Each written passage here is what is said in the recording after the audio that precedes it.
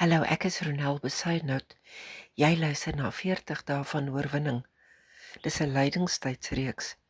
Ons is reeds dag 27 in lydingstyd. Vandag gesels ons oor oorwinning, oor jou begeerte om te beheer. Spreuke 3 vers 5 tot 6 sê: Vertrou volkome op die Here.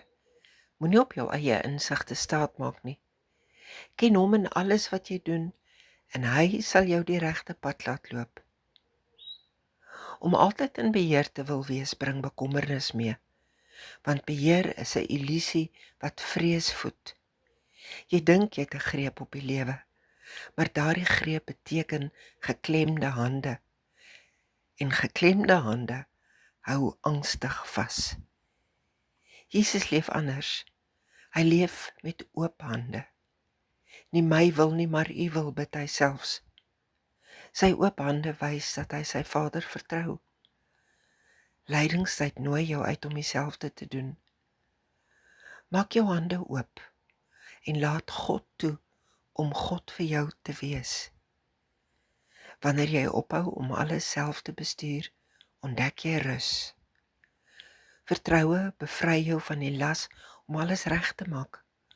God vra nie dat jy alles oplos nie. Hy vra dat jy hom met jou hele hart vertrou. Oop hande beteken vryheid, want jy dra nie meer alleen nie.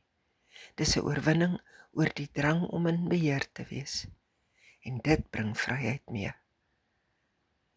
Daarom wil ek graag saam met jou bid. Here, ek hou te styf vas aan my behoefte om in beheer te wees. Leer my om die vrees te herken wat my beheer voed. Leer my om U met my hele hart te vertrou. Help my om my wil aan U wil te vertrou. Maak my hande vir U oop, Here. Amen. Tot môre, dan gesels ons oor die oorwinning, oor die bagasie wat jy saamdra.